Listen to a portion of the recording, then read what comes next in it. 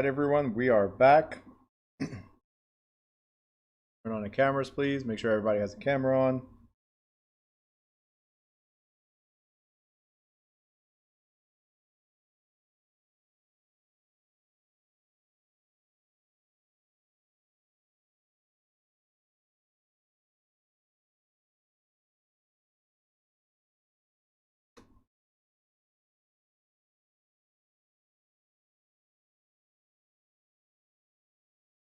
All right. So, now that we're back, do you guys have any questions regarding the previous chapter, legal descriptions, before we start?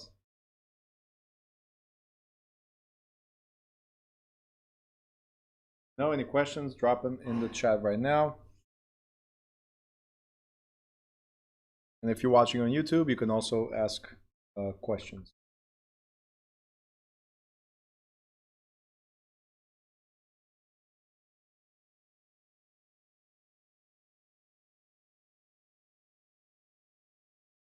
All right, guys? Thank you so much. Let's try to put it.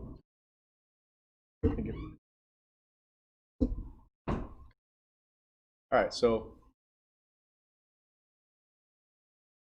no questions.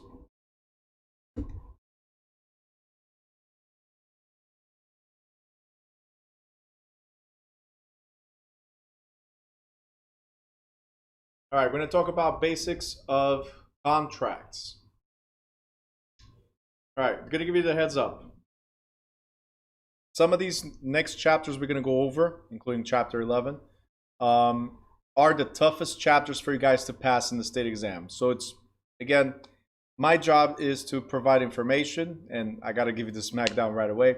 My job is to provide information as much as I can. Hey, Stacy, how are you? So it's to provide information the best way that I can. Your job, if you want to pass, is to absorb the information and ask questions, right? I can't guarantee results if I don't have your dedication as well. Let's put it like that. Somebody called me last week and goes like, Bruno, what's your passing rate for your school? Well, it depends. Do you want to know from the amount of people that join, or do you want to know from the amount of people that actually dedicate? The ones that actually study, the ones that actually go take the exam, the ones that actually move forward, right? So that's on you. That's your side of it. Are you guys understanding that? That's your side. What you do with the information that I'm giving is up to you. I'm honestly trying to help you, and I'll keep on repeating this a million times if I have to, until you wake up and realize, oh, wow, it's almost over, right? Once we end this week, it's going to be halfway, just letting you know, all right? So, moving forward, this is the basics of contract. We have 3 chapters on contract. So the basics of contract law. We have another one, which is contracts for real estate. That's coming up later. And then we have one that it's for your state specific. All right, Lula's saying that the screen is blurry. You guys can see me well? All right, good. So Lula, maybe your internet there, I'm not sure. They can see me well. It could be. You never know. All right. Stacy, let me know how it looks over there on YouTube. You're watching on YouTube. Let me know.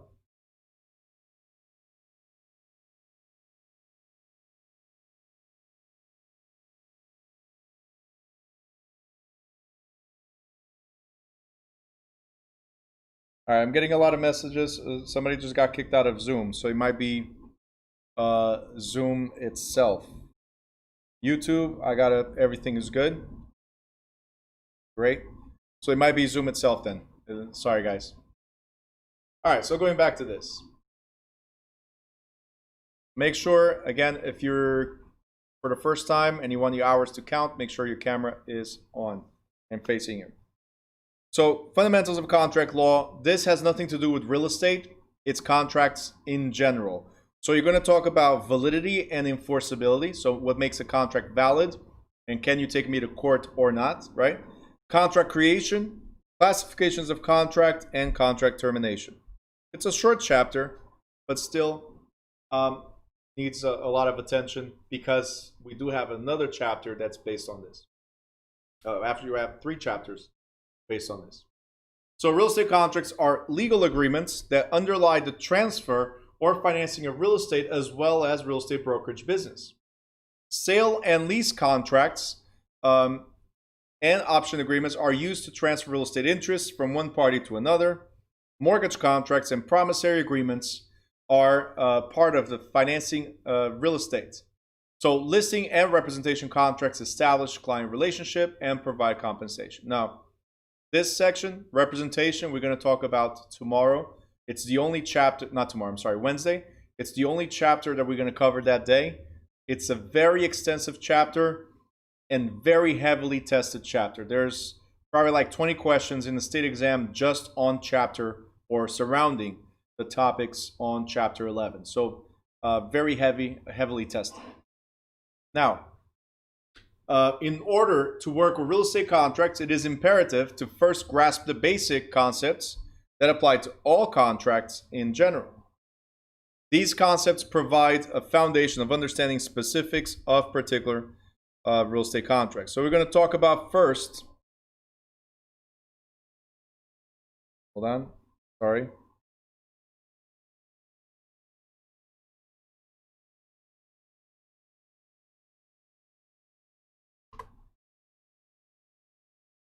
Okay. We're going to talk about first the validity and enforceability. And a contract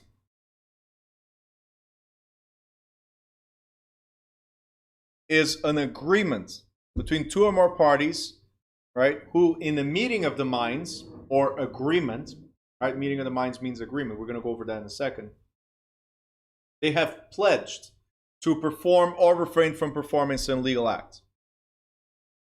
A valid contract is one that's legally enforceable by virtue of meeting certain requirements of contract law.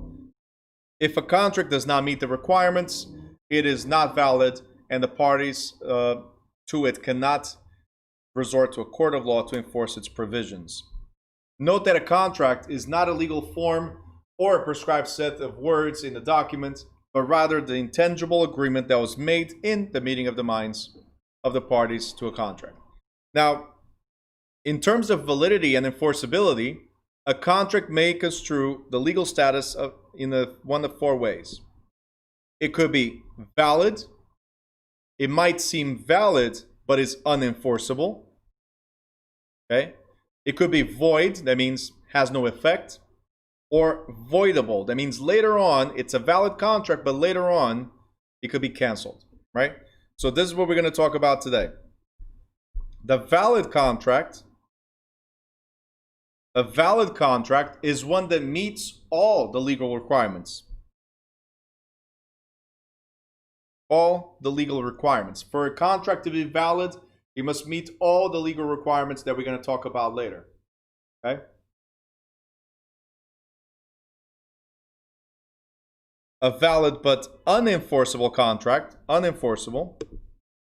Every state has their own law when it comes to this. So state laws declare some contracts are enforceable if they're in writing, only if they're in writing, right? And these laws apply in particular to transfer of interest in real estate. Thus, while an oral contract may meet the tests of validity, if it falls under laws requiring a written contract, then the parties will not have legal recourse to enforce performance. So what we're saying is, can we get into a verbal agreement, oral contract or verbal agreement between us? Absolutely. Certain states require certain contracts to be in writing. Like state of New Jersey as an example, if it's for the transfer of real estate, it must be in writing. And most states require the same. Can you have a verbal agreement and still be valid? Yes, but very difficult to enforce in court. That's why state of New Jersey, again, requires that it's in writing. Okay? So again, may be valid, but not enforceable. Okay? Next, void contract. Hold on, Joel can join.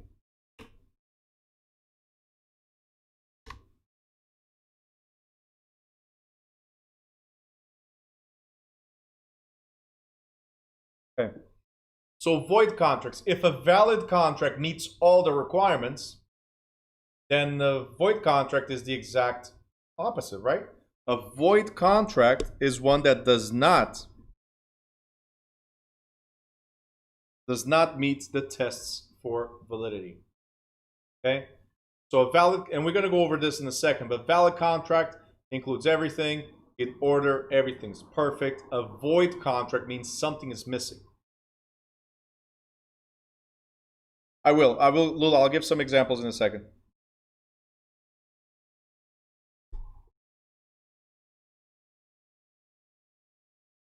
Voidable. So we talked about valid, but unenforceable. We talked about void, and now it's voidable. So a voidable contract is one that appears to be valid, but is subject to rescission or cancellation. So the word rescission means cancellation, right? By a party to the contract who is deemed to have acted under some sort of or kind of disability. So, for instance, if I'm a minor, in certain states, being a minor, you can get into a contract, right? But once you become of age, once you become 18 years of age, you're considered a legal adult.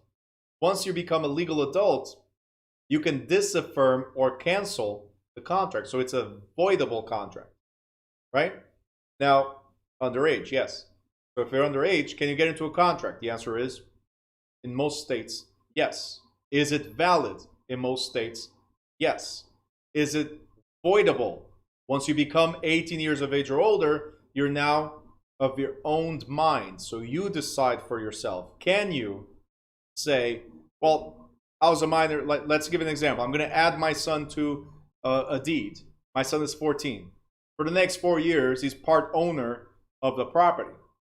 Once he reaches the age of 18, can he go like, Dad, real estate, really? I don't like real estate. I don't want to be part of this. I don't want the house. Can he say that? Absolutely. Can I take him to court and say, no, you're going to stay here? Can I punish him? No, I can't. Once you become of age, anything that was done prior can be canceled because it was done without your full understanding. See, a contract has to be free voluntary will and full understanding of all the terms. That's why there's called meeting of the minds. That means we understand each other and we're in full agreement of all the terms and conditions of a contract. Okay? Judge Judy. All right, I got to put this here. All right. So Judge Judy always says you can't make a contract with a minor. It is against the law. So here's my question. Where does Judge Judy practice? Because it's not across the board. Not across the board. In New Jersey, for instance, a minor can enter into a contract, but once they become of legal age, they can void the contract. Right? Like I said, every state has different laws, right? Every state has different laws. So what about if it's somebody, here's another example. What about if it was somebody that was being forced, somebody that was being forced into a contract, somebody that was under the influence, right? As an example. So somebody that has a disability is not of sound mind, is impaired, right? If somebody's impaired and not of sound mind, then they don't have a full understanding of the contract. Now, we're going to talk about it in a little bit, that if both parties agree to move forward, yep, absolutely. If both parties agree to move forward, then it's a valid contract, right? But if one of the parties says, no, it's a voidable contract, but only the one that was with the disability, right? Whatever the disability might be, again, it could be duress, coercion, right? Only the one that had the disability, that had the impairment, is the only one that can cancel the contract, right? So if I said, all right, I was forced into doing this, but you know what? It's actually a good deal. Let's move forward, right? If I say let's move forward, the other party has to comply. But if I, the one that was under duress, coercion, or anything like that, if I say, no, I'm out, can you sue me? No, you can't. You guys understand? So it's a voidable contract appears to be valid because both parties agreed to something, right? Even though one did not fully understand it or was forced into it. And that one party that suffered the disability, that had the impairment, that party can always say no.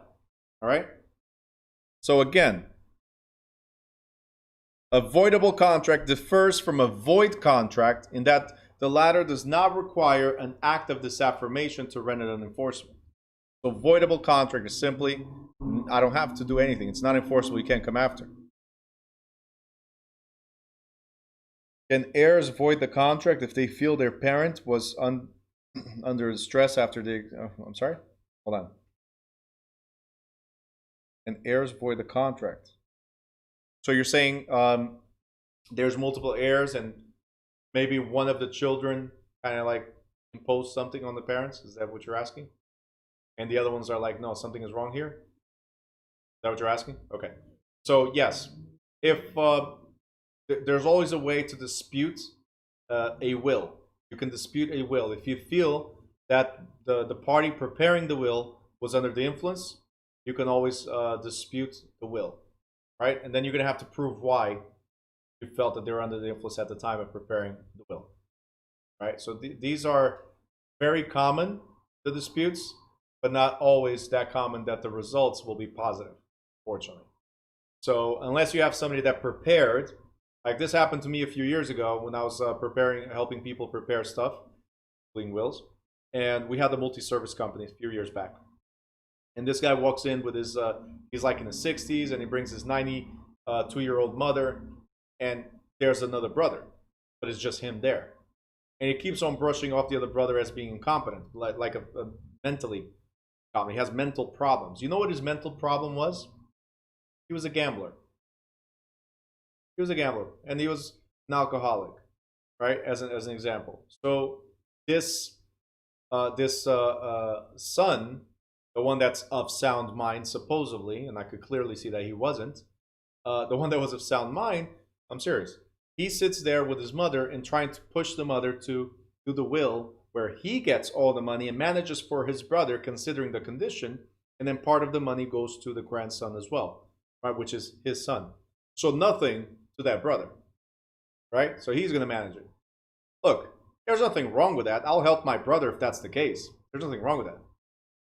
But if I'm asking mom to do this, is this mom's free will? No. So can the other brother dispute the will? Yeah.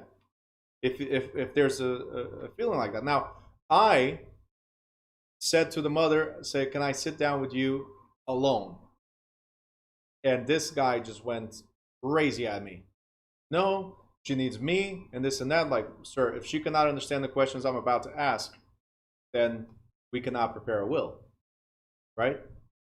All right, he got all upset. All right, and he left, right? Came back, the will was prepared completely different than what he wanted. Gave him the will for him to go, and then he sees me on the street later on in a different location that I opened, the second location that I opened, sees me and starts cursing me out of the blue. Like, look, you can do whatever you want, but it's your mom's will. Well, she doesn't know what she wants. Then she shouldn't have prepared a will. If she was not of sound mind, then you couldn't have been there because she is the one that needs to make the decision, not you.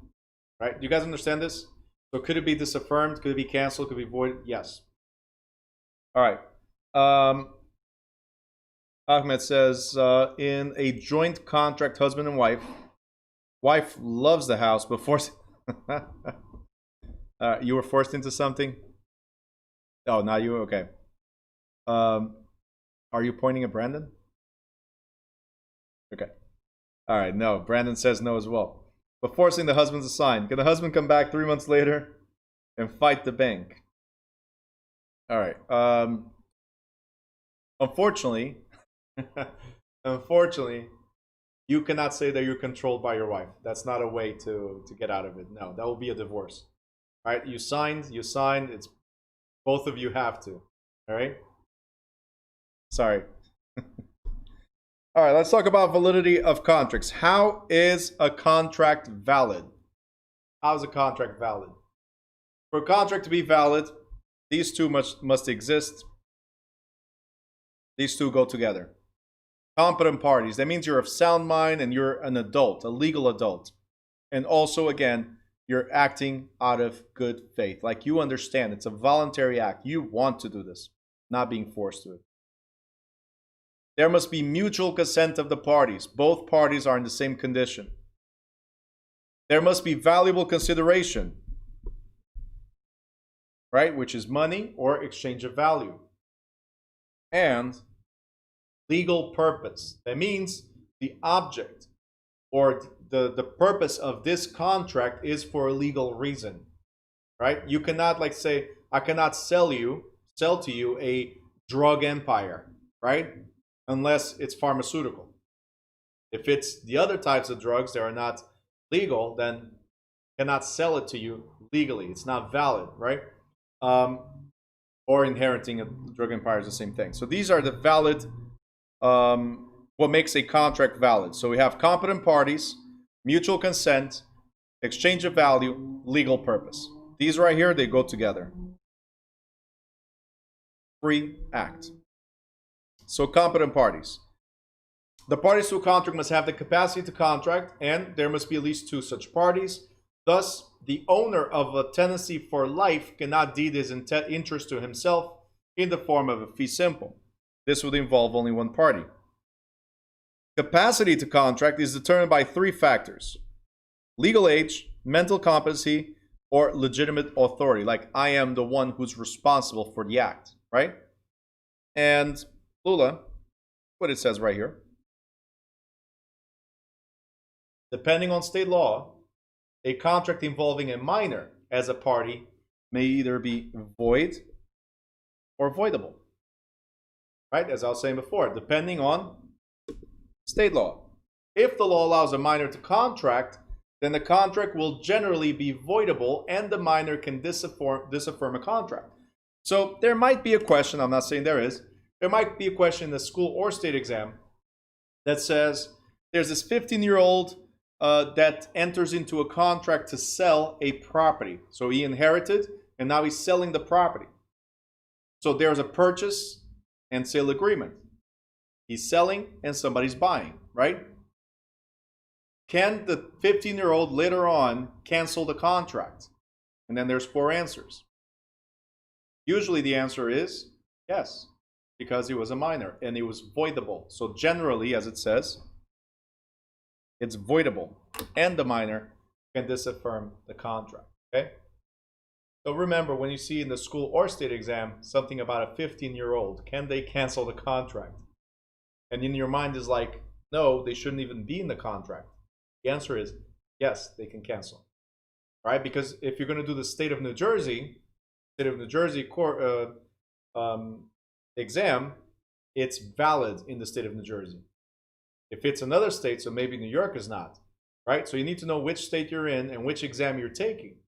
If it's the state of New Jersey, then that question will be there. The 15-year-old, yes, they can disaffirm. Does that go for utility bills?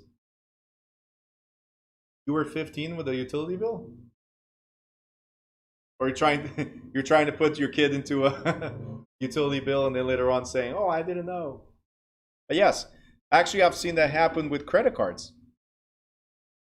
Yeah, I've seen that happen with credit cards where people add the kids to credit cards, and you guys should do that as soon as possible. Start adding children to credit cards and build their credit before they're 18. So this way they start life with credit versus with debt, student loans and all that stuff, right? And if by any chance you screw up, don't give them the credit card. You're going to be what's called, you're going to give them, they're going to be secondary. So it's an authority only. You keep the card, you can even shred it. But it's a way to build. And if life hits you as a parent, life hits you, they can disaffirm the responsibility. One, they're authorized users, and two, they're minors. So if they need to reset their life because you screwed up with your finances, that's it. I was a minor. I was just an authorized user. And they have to take it out of their credit. But at least the good stuff that then they built and became primary, the good stuff stays. Same. Start building now. Okay? You're saying too late, Lula? Too late to add? You can still add. Trade lines could be added at any time. Okay? Anytime. You can help somebody at any time. Actually, one of the ways to build credit faster is to add people as authorized users. You don't have to give them the card. You don't have to. Oh, you're saying too late because he's using it? Okay. Hey, as long as he's using it wisely, it's fine. All right, next. Mutual consent or meeting of the minds. This all means the same. Mutual consent, meeting of the minds, offer and acceptance. These all mean the same. Offer and acceptance, mutual consent, meeting of the minds. These all mean the same. That means these are the terms, this is my offer, and you agree to those terms to that offer. Simple. All right? As long as we're all in agreement, we can move forward. This is a valid contract. Okay? Now, let me ask you something. Let's say I'm buying a house, right? And you don't tell me that there's a mold in the basement. You paint it over the mold, so I have no idea, right?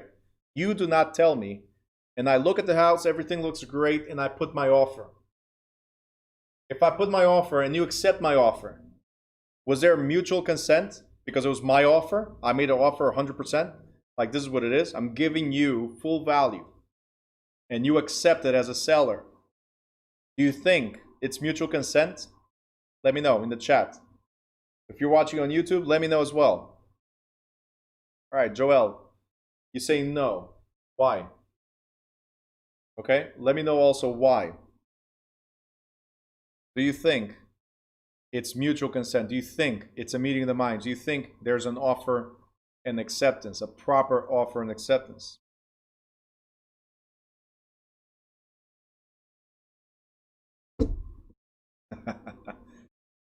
Of course, Mr. Badura would be like, hey, he didn't ask, I didn't tell.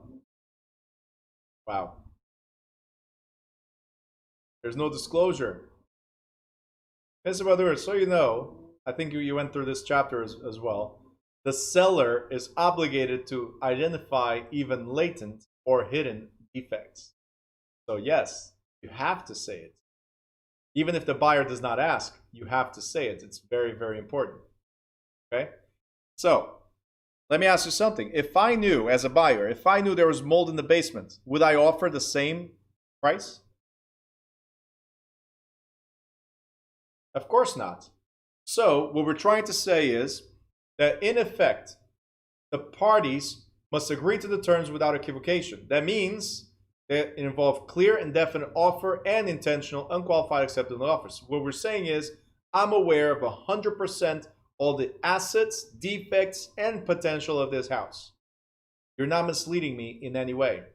So therefore, I had also clear understanding. So I had, it was my free voluntary act to make this offer. Very, very, very important. Yep. Brandon says, pardon the accidental caps. You don't want me to tell you, like I told Ed, that you were yelling? All right, that's what it is. I got you. All right. The next thing is valuable consideration. What is valuable consideration? Valuable consideration, that means there's an exchange of value. If I'm giving you a house, what do I expect in return? Right? Either money or a house that's of equal value in a different location, for instance. Right? Something that quantifies this transfer. Could be love and affection. If you guys remember, right? I can have, if I give a house to my kids are not paying for it. It's love and affection. Right? I'm literally bribing them so they can take care of me in the future. That's what it is. Simple. Love and affection. All right? So considerations, there must be a two-way consideration. I give you something, you give me something in return. That's what it is. So a contract is not valid or enforceable if just one party provides consideration. Okay? Next. There's two different types of consideration. There's valuable, there's good. Good is love and affection, as I was saying. Valuable consideration Could be sufficient or insufficient. Sufficient makes the contract valid. What is sufficient? Well, if it's a $300,000 house, then you got to give me $300,000, right? Simple. Insufficient, we put on paper $50,000 instead of $300,000. So it's not valid. That's what we're saying. Okay? Lula says it doesn't work. They still take your money and put you in a home. I know. But we can always try. We always hope for the best, right? Legal purpose, as I said, it cannot be something that's illegal. Otherwise, it will be immediately void. Okay? And again, voluntary good faith act. Everybody's doing out of their own free will. Simple as that. Now, in addition to satisfying the foregoing requirements, the ones we just spoke about, a contract that conveys an interest in real estate must also, so look what it says, if it's real estate, it must be in writing. So remember that first. If it's related to real estate, it must be in writing. It must also contain legal description of the property and be signed by one or more of the parties. If it's a contract for the transfer of real estate, it must be in writing. A lease, look right here. A lease is an exception. A lease that's short-term could be a verbal agreement. A lease that's long-term must be in writing. Now, some states, what they consider long-term is more than a year. So if it's 1 year or less, it does not have to be in writing. Okay? If it's 1 year or more, it might have to be in writing. Now, do not focus on this right now, because depending on your state, the laws are a little different. Like again, in New Jersey, 3 years is the term. So if it's more than 3 years, it must be in writing. If it's less than 3 years, it could be a verbal agreement. All right? So make sure, again, you understand what your state law says. All right? This is just the general. We're doing the national portion first. Then we'll go to state in the last week. Okay? So make sure you understand that. Okay? Now, statute limitations, real quick, and each state, again, also has their own law, as well as statute of frauds. The statute of limitations pretty much says that there's a certain amount of time that you can rescind or disaffirm a contract and even be able to sue somebody in a real estate transaction. The statute of frauds requires that certain contracts, as I said, like real estate, must be in writing to be enforceable.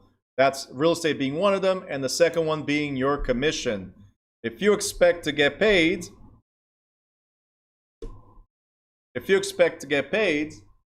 and it's an oral agreement, good luck enforcing it. All right? So real estate transactions, so transfer of name in the real estate contract, in the real estate ownership, must be in writing. Leases, there are long-term, must be in writing. And if you're trying to get commission, it must be in writing. Okay? So any service that you're performing for somebody else as a realtor, right, as a salesperson, broker, salesperson, or broker, any service that you're providing must be in writing, including talking about your commission, must be in writing. Okay?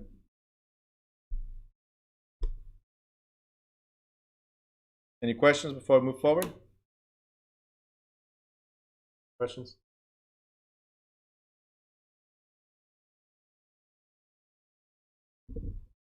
Those of you watching on YouTube, if you have questions, always ask as well.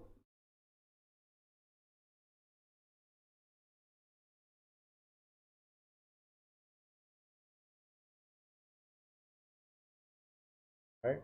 Remember, the best way to learn is to ask questions. Don't be afraid to ask them. Very, very important. Not be afraid to ask questions. Shanice, I don't think she's going to be asking a question.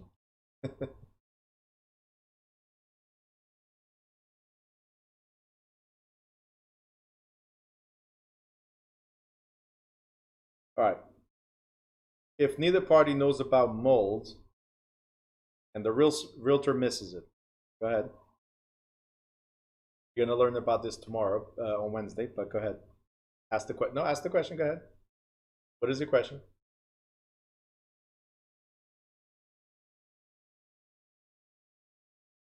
Whose fault? Yeah. So, the primary fault goes to the liar. So in this case, it's the seller, right? But if you are a representative, right? If you are a representative and you did not ask the question as a professional, you should have known. If you did not ask the question, then who's liable? You and the seller. Simple. And you're going to say, oh, but the buyer should have asked the question. Well, if the realtor explained to the buyer that they're supposed to ask that question, if the realtor explained to the buyer that they're supposed to do an inspection, right, then yes. Who's the professional? Who are they relying on? You, the realtor, right? So, unfortunately, it always comes back to the professionals, us. That's why we got to always ask a bunch of questions. That's right. Celine, are there templates you can use for making sure as an agent you're covered? So that's a great question. I always have somebody in a class that asks that question, and it's very simple. There's plenty of templates everywhere, free templates, but your broker is supposed to help you, or whoever is the managing agent is supposed to help you figure out what to do when you represent the seller and what to do when you represent the buyer. So there are checklists, right? In fact, there's a great website that we use, has a bunch of free resources. It's called breakthroughbroker.com. Breakthrough Broker. And it's a free website. I mean, there's stuff you can buy there if you want, but the majority of the information is free. And we use it a lot, and we give to our agents here as well, right? I'm sorry, in the real estate agency, we give it to them as well. So Breakthrough Broker, a bunch of free resources, including checklists, right? But again, depending on where you go, your broker is supposed to be prepared and teach you what to do. Breakthrough Broker. So Ed, Shanice just wrote right above yours. Let me show you. All together, but it's breakthroughbroker.com. So this is all together, no space.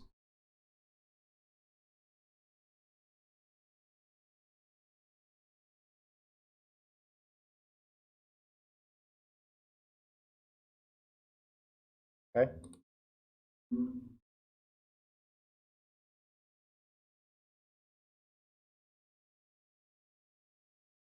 Okay. It's just a great resource for everybody. I see you. I see you waving over there. All right. All right. So we're going to move forward, and we got contract creation. You guys already know what offer and acceptance is, so I'm just going to skip that. I put an offer. You accept. Great. What about if you don't accept? What if there's a counter offer? Like, this is my offer to you. These are terms, ABC. But then the seller says, well, ABC, B, I don't know. So gives me back saying I agree to A and C, but here's my change, D, right? And then the buyer puts more conditions, says, well, I see your ACD, but E. So you put another line to this. So every time, what I want to show you guys real quick is every time there's a small change, doesn't matter how tiny the change is, every time there's a small change to the offer, it's automatically a counter offer, right? So let's say the offer is $200,000. That's the offer to purchase, $200,000. But I want you to include, right, the drapes or curtains, right? That's what I want you to include. $200,000, but I really like those drapes or those curtains. Mr. Seller or Mrs. Seller, this is what I want. And the seller says, no. $200,000. No drapes. What do you guys think just happened here? What is this? Now, curtains, for some people, for some of you looking at the question, for some of you, curtains is so ridiculous. Right? It's something so ridiculous that's impossible to be a counter offer. But remember this, any change to the offer, any change, it could be $1, it could be no drapes, it could be a change in the closing date to be 90 days from now, right? And the seller says, no, closing date to be 60 days from now. Any change, any alteration, and this became a counter offer. Okay? It became a counter offer. And becoming a counter offer means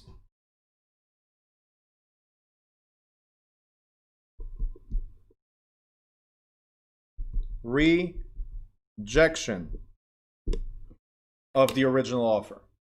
So guys, every time there's a change to the offer, doesn't matter how ridiculous it might be, it's a rejection of the offer. I'm telling you, you make an offer to me and I'm telling you, no, I reject yours. Here's mine, $200,000 without the drapes, right?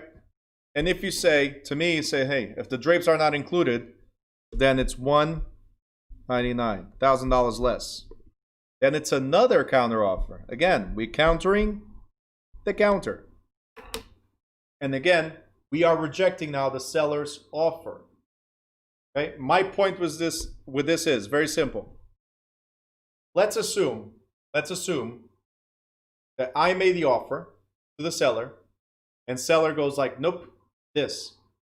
And the buyer, the buyer says, well, if you're not including the drapes, then I'm walking away. I'm out. Okay? First of all, because you reject my offer, I'm no longer obligated to follow through, right? That's the first thing. But second, let's say the seller says, no, Bruno, come back. I'll include the drapes. Do I have to move forward now? The answer is no. I don't have to, because you rejected my offer initially. The moment, so think about this, because there's going to be a question, similar question in the state exam or the school exam. I'm not sure which one. But if you're going to see it, a question similar to this. The moment there's a counter, there's a rejection. So the offerer, the first party that made the offer, is free, wash their hands, free of any obligation or liability. Right? I don't have to move forward because you rejected. You calling me back? Yeah, I appreciate it, but I already went somewhere else. I'm not obligated to anything. You guys got it? The same way that I say 200,000, no, 199, right? The same way at this counter of the counter, if the seller says, nope, does the seller have to move forward? No. So remember, every time there's a counter offer, there's a rejection. If there's a rejection, there's no further obligation in the contract. You guys got it? Give me a thumbs up if you got it. Great. Any questions? Questions? Let me know.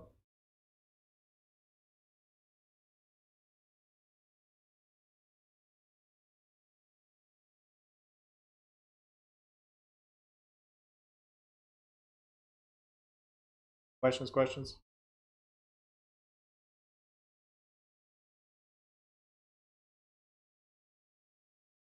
All right, cool.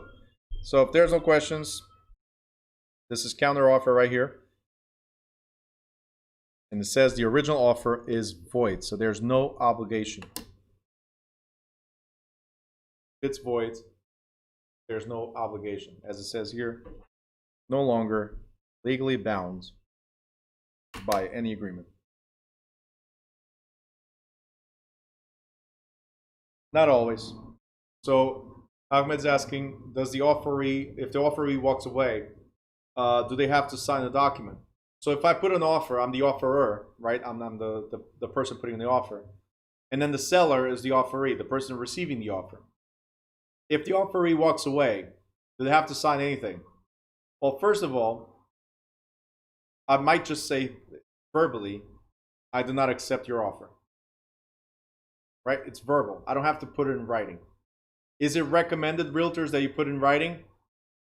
Protect yourselves because you could get sued for discrimination, right? Yes, always put it in writing. So, for instance, at the real estate office, we have a one-pager that says, and there's different options to it, that says, hey, we presented your offer. The seller has at this time rejected it. So there's something in writing, right? The seller has, in effect, rejected it, right? The seller has countered it, right? So you put something in writing. Don't just do verbal. Big mistake, right? Always handle things in writing. Edward, closing costs?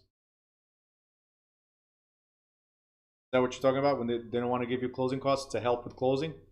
Yeah, so it's the same thing. Nobody's obligated to give anything at all, right? But if I put an offer, that says, hey, I'll buy your property full price, $200,000, that's what you listed for, full price, but you give me $10,000 in closing costs, right? So I'm asking the seller to help me towards closing, right? This way we're trying to guarantee the offer, right?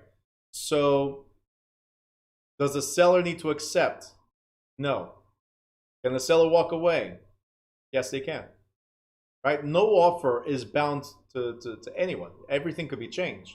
And even when I accept the offer, there's something called, and we'll talk about it later, there's something called the cooling off period, which in New Jersey is 3 business days. It gives you an opportunity to check with your attorney the terms. Even during that period of time, could we change and say, hey, closing costs not included? Yeah. Can we just walk away and say we disagree with the whole contract? Yeah. Within the cooling off period. So putting an offer and being accepted does not mean we're under contract yet. Okay? Putting an offer and being accepted does not mean we're under contract yet. There's the cooling off period, or that period where in the heat of the moment we signed and now let's read and think better. Right? So there's always a chance that it'll fall through because of that. Right?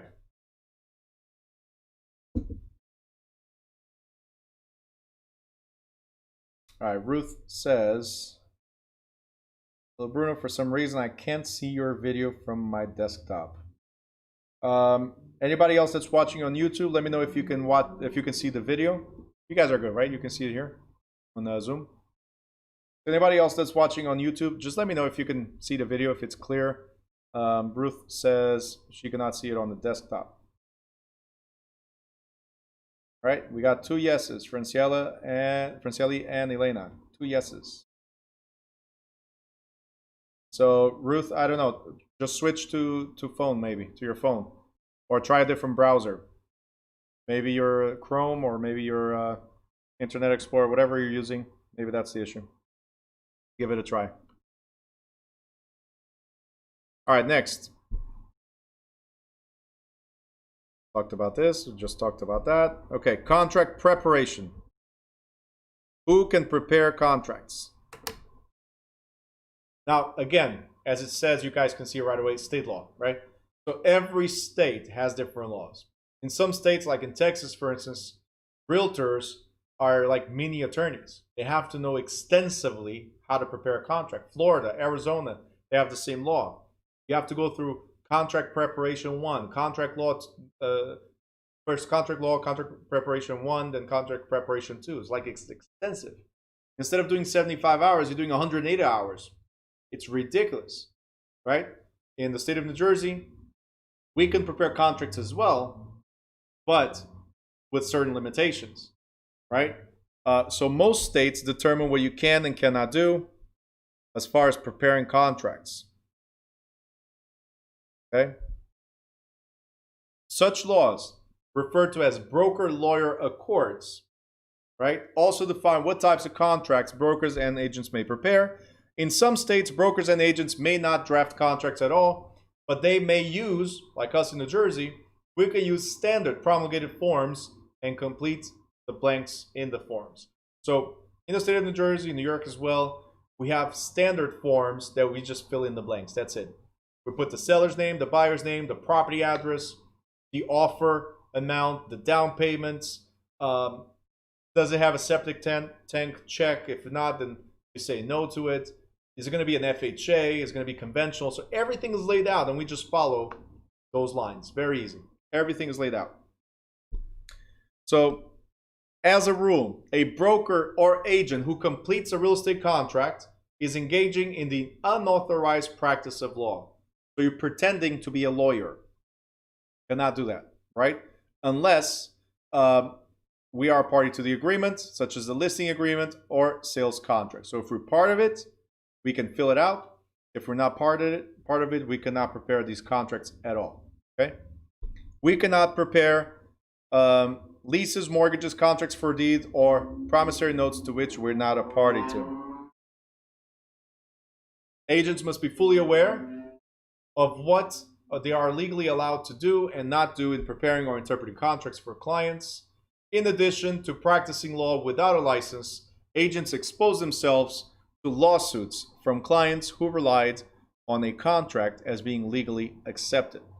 So again, when you make a statement, and tomorrow we're going to go more, tomorrow, I keep on saying tomorrow, on Wednesday, when you go further in detail into agency, what we're supposed to do or not do, right? When we go into further detail on that, you'll understand that our client is first, therefore their best interest. So anything we say or do, we could be held liable. All right, so be very, very careful what you say.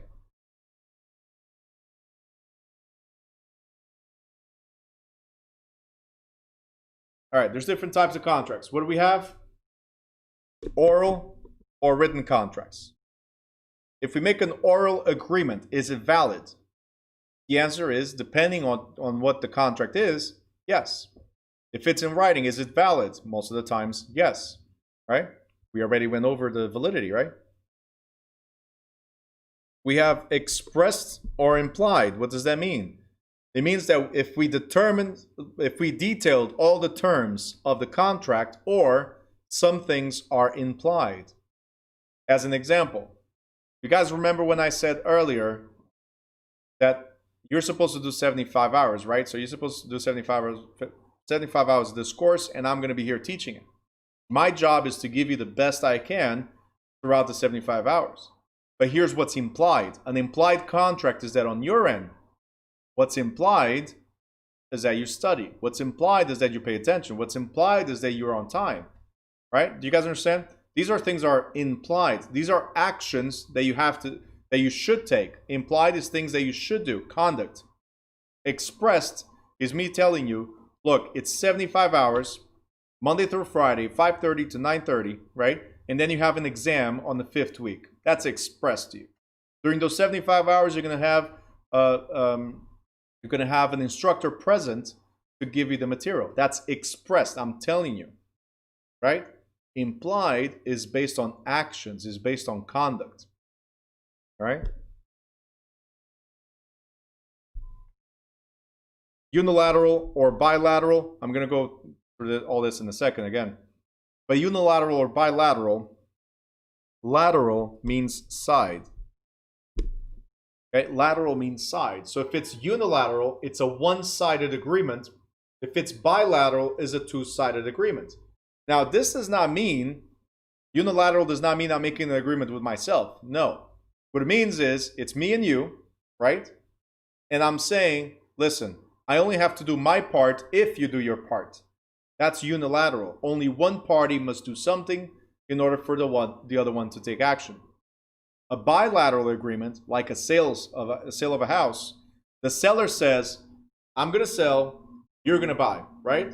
I'm going to do positive things to get to the closing, like clearing title, clearing the CO, the city inspection. You, the buyer, you're going to make sure you have the mortgage. You're going to make sure you do your home inspections. So then when we get to the end, we both get there at the same time, and I sell to you and you buy from me, right? So we're both taking action at the same time. That's a bilateral agreement.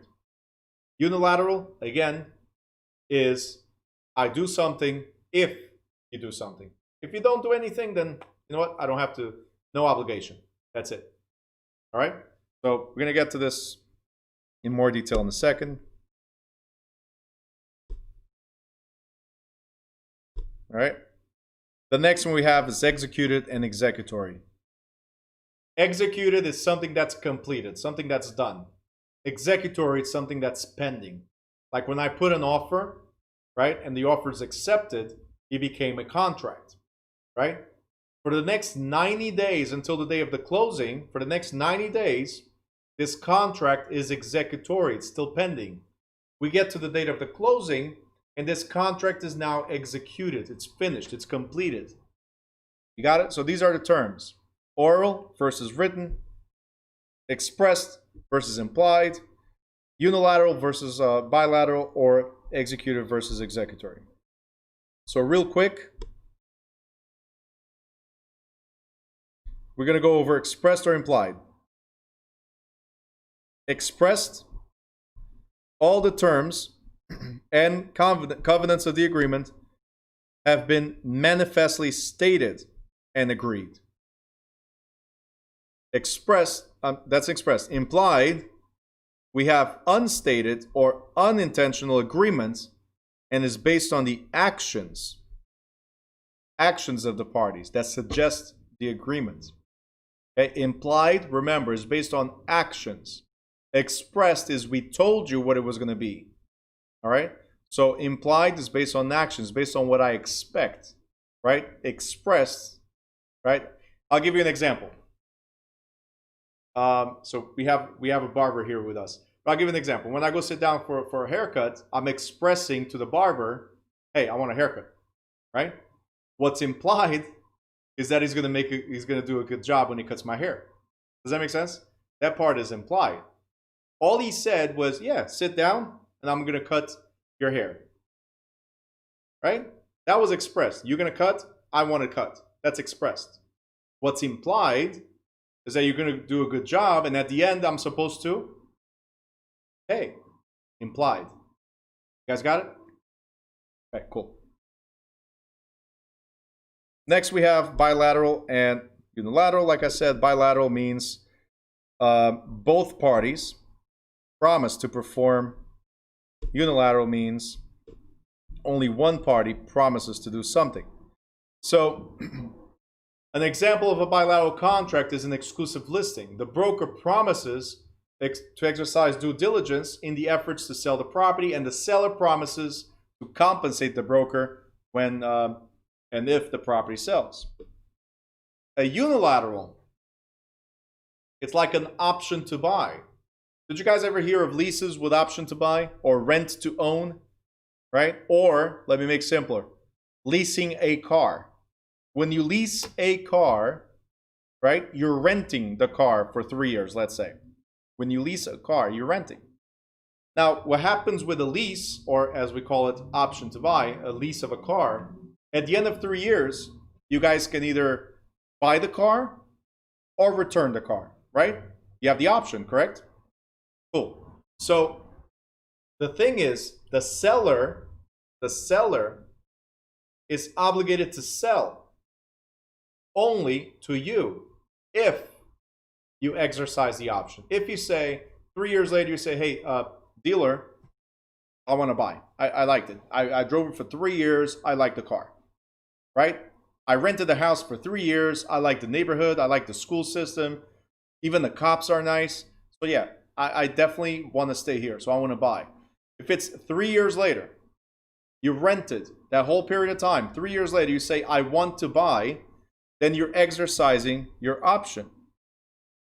So the seller, right, promises to sell, while the potential buyer does not have to buy. The owner must sell if the option is exercised. So if I say I want to buy, in the future, can you say, no, I'm not selling? No. The dealer can never say that to you. You have the option, so you can walk away. Go ahead, Joel. Type your question. Any questions here, guys? Drop the questions in the YouTube. Drop questions on Zoom. Any questions you might have?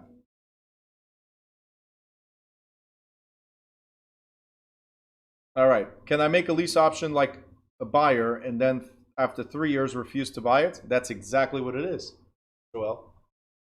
That's exactly what it is. I'm going to rent from you, with the intention of in the future buying it, right? But I have an option to buy. I don't have obligation. You as the seller, if I say, yes, I want to buy, you have to sell. Because that's the agreement we made 3 years ago. You understand? But you can always walk away as a buyer. Look, buyers can always walk away. You're a tenant for 3 years and a potential buyer in the future. You can always walk away. Same as leasing a car. Same as leasing a car. All right?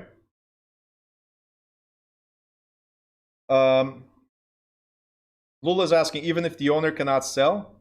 Well, if there's liens, great. So if there's liens, that's a great question, Lula. If there's liens, let me show you guys. If there's liens or the property is not in good condition, then we're going to talk about this in another chapter, which is called breach or default, right? If it's not in good condition, the buyer can sue the seller. Because the buyer, in this case, I gave you 3 years to solve your problems. 3 years. And you still cannot fix the problem, right? You understand? So the buyer can sue the seller. Great question as well. What happens to the money they already gave you? It depends on the state. Each state is different. Like state of New Jersey, the rent money, right? I guess Jackie's asking here the same question, so it's perfect. The rent money should be credited to the down payment. So if your down payment, or towards the purchase of the price. So let's say you go 3 years and the average rent in the area is $2,000, let's say, and they charge you $2,500 because of the option, right?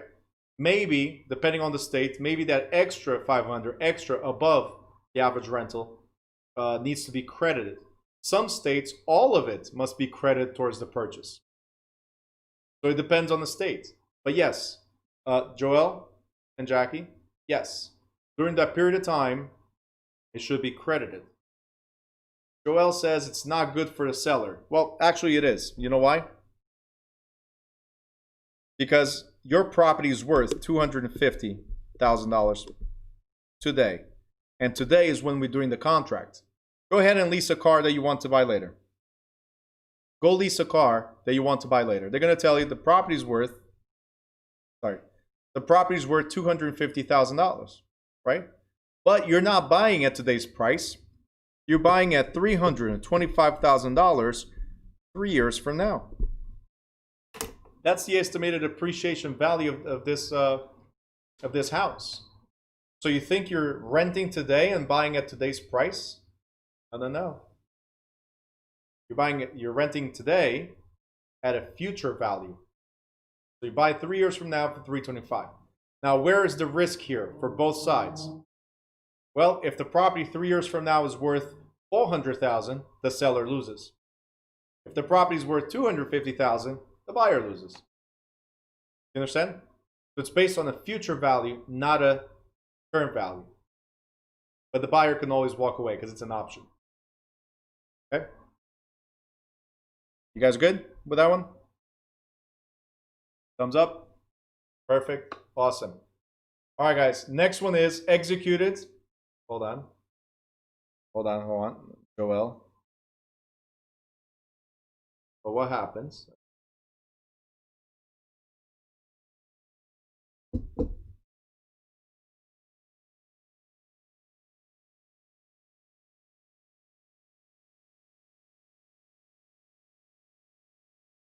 I don't understand, Ahmed. You said you were going to be like the morning Nina. Yet, I got Joel asking way more questions, man. Way more questions.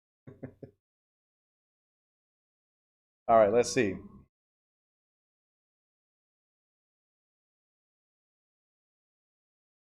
What happens? The seller used to put more money on lease option. Sorry, I'm trying to understand your question. I didn't understand that. You said you're asking the seller puts more money on the lease option. How does the seller put more money on the lease option? I have to give you credit. I don't have to put the money there. I have to give you credit. I can still use the money. It's just that later on, like I was saying, you're buying for $325,000, and if you paid me already $50,000, right? Then you got to come up with the difference here, 275. I'm not sure if that's what your question was. As far as Celine, you're asking how do you figure what the future price is? It becomes an estimate. I mean, there's no way to figure out the actual value, right? But we're throwing a number out there. You're buying today, but based on the growth, what we've been seeing on the market, 3 years from now is going to be more or less at 325. You agree to that, right? You're buying today at a price tomorrow, right? But you only pay tomorrow as well. So it's almost like a layaway. If you guys know layaways is like the difference is you get to use the property. But a layaway, you pay almost top dollar for the option to pay in installments, right? That's almost the same thing. So the seller rents regular $1,500, and the lease option they put. Yeah, but the buyer pays that difference.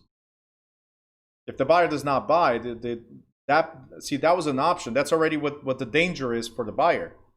They're paying already $500 above that to have the option.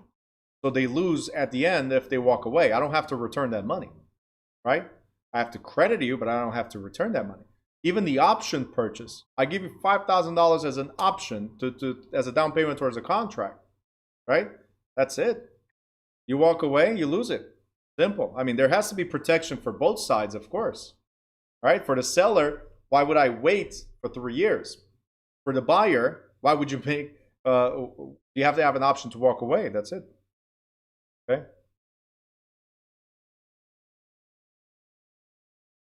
Ahmed, can the contract simply state future market value? So if you understand what we said before, there has to be a definite sales price. I cannot go based on future market value because then there's always the drawback that the market goes down, right?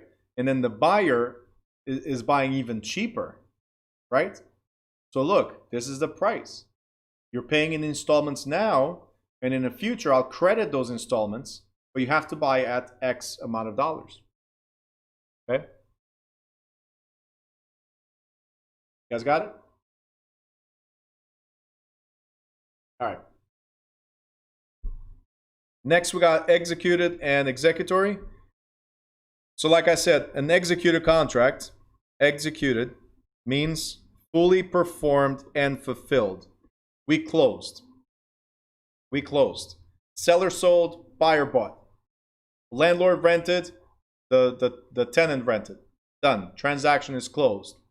An executory contract is one that has something that's yet to be completed. Okay?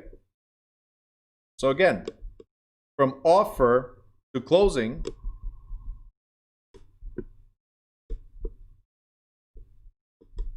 there's 90 days. As an example, from offer to closing, there's 90 days, right? So during these 90 days, it's executory.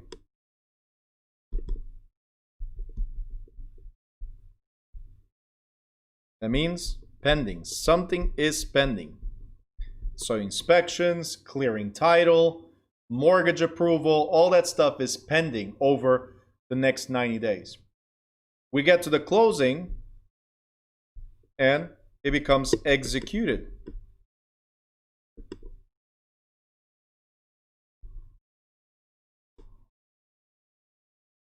Cash or keys. That's it. Okay, so I put an offer today over the next 90 days because I said, hey, we're going to close 90 days from now on February 2nd. We're going to close 90 days from now. We get to January 2nd and we close. Then we executed the contract. It's completed. I give you cash, you give me the keys, and that's it. Done. So these are the two terms, executory or executed. Executory or executed. All right? Any questions before I go to the next section of this? Questions, questions, questions? We're good, right? I had already mentioned what it was, so we're good. Great. So contract termination. Contract termination.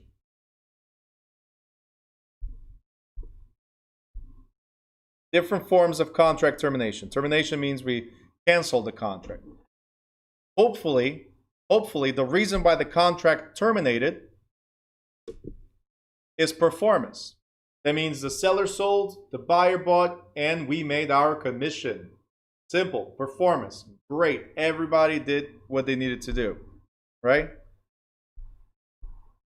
Infeasibility. That means it's impossible for us to proceed. Infeasibility means something does not allow us to proceed. Okay? For instance, if a person dies or becomes disabled, then can we proceed? If they die, then maybe we're not able to move forward. Mutual agreement. Can we terminate a contract by mutual agreement? Yeah, hey, seller, here's the thing. I can't buy right now. Are you okay with that? And the seller says, okay, yeah, mutual agreement. Moving forward, right? The cooling period. Cooling period. And guys, I'm going briefly over this because we have another chapter that will go more in detail. But the cooling period is what I said before. We make an agreement today, right? And then over the next couple of days, we can think of, can we cancel, annul, should we move forward, right? Let's look at the terms. Maybe line 101 was wrong. Maybe we need to add something on line 1000. Maybe just remove line 912 altogether, right? So this is where we say, no, some things need to be changed. That's during the cooling off period. After whatever the state says as a cooling off period, every state is different. After the state says cooling off period is over, then the contract becomes binding. The contract cannot be rescinded unless there's a legal excuse. All right? Any questions here?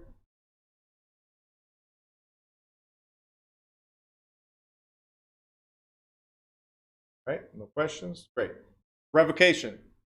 Revocation is revoking or canceling the authority of a contract. So it's literally just simple cancellation of the contract. The problem with revocation is that there has to be justifiable grounds, or you're going to be liable to the other party. If there's no justification for you to walk away, like hey, inspection. I checked the property, I got the inspection report. No, I'm not buying your house. Unless there's something legal that says it's okay for you to walk away, then you might be liable for compensation. Okay? For instance, as it says here, a seller who revokes a listing without grounds may be required to pay the broker or the commission or reimburse for marketing expenses. So you might still have to pay for these. There has to be legal grounds to revoke or cancel the contract. The other one is abandonment. If the parties abandon the contract, then that's it. It's abandoned, it's canceled. But again, there has to be a situation that allows the parties to cancel the contract. Lapse of time, that means expiration, that's simple. Or the contract was invalid, and you guys already know what makes a contract valid right now, right? Competent parties, mutual agreement, right? The mutual assent, consideration, and legal purpose. That's what makes it valid. Breach of contract. This is the last part, and this is where we're going to focus for a second. Breach of contract. A breach or default, that means you did something to damage the contract. Okay? What do I mean by that? Again, if you walked away without excuse, without a legal excuse, without a reasoning, a justifiable reasoning, then you're breaching the contract, right? And the damaged party, the one suffering, can follow one of these legal remedies. I can cancel the contract altogether, that's rescission. I can say that it's forfeited, means you can't come after me. Or I can sue, which is the most common, sue for damages, or sue for specific performance. This one is the most complicated for people to understand. Specific performance. So I'm going to go straight to that. And right here. Whenever you see suing for specific performance, let me ask you something. As a buyer, what did I say I was going to do? Buy, correct? As a seller, what did you say you were going to do? Sell, right? So the terms of the contract is that I buy and you sell. Simple. So if you decide not to sell anymore, I can sue you to perform whatever the contract said. And what did the contract say? That you were going to sell to me the same way I was going to buy from you. So I can sue you to comply with the terms of the contract. I can sue you to force the sale. Force the sale of the property. Okay? So I can sue you to force the sale. Specific performance is suing you to force the terms of the contract. For you to sell, for me to buy. Okay? Or rental, whatever it might be. Okay? So that means that the faulting party right here must go through with a transaction. So I'm going to take you to court, and the judge says, Mr. and Mrs. Seller, based on your terms of the contract, you have to sell to the buyer. Or compensation. Or both. Depends.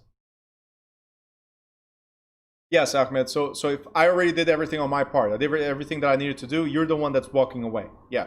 So in this case, if you're walking away, you breach the contract, I can sue you to sell to me. Okay? Or you can sue me to buy from you if I'm the one defaulting. Okay? But that's what specific performance is. Every time you see, write this down somewhere. Every time you see specific performance of a contract, in this case, is force the sale of the house. For the seller to sell or the buyer to buy.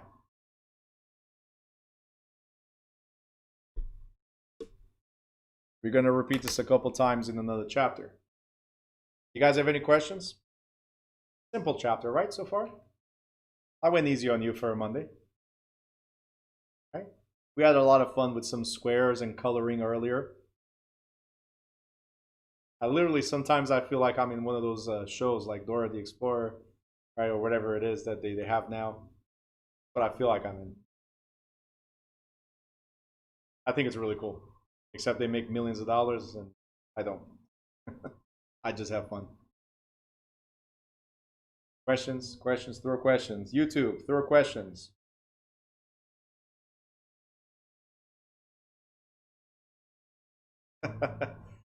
Ahmed says he has a headache in the northeast side of his head. Right? In which quarter? Exactly.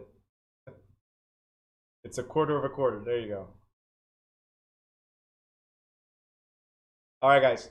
So you got in this in the quarter. All right, guys. So here's the thing. There's no questions. You have WhatsApp. You have my number. Send me any questions you might have after you review this. Tomorrow, election day, we don't have class. We'll be back on Wednesday. So make sure you still study. Make sure you still review everything. And again, ask questions. That's the only way to succeed, is by asking questions. Okay? We had 18 people pass this Saturday in the school exam. 18 people.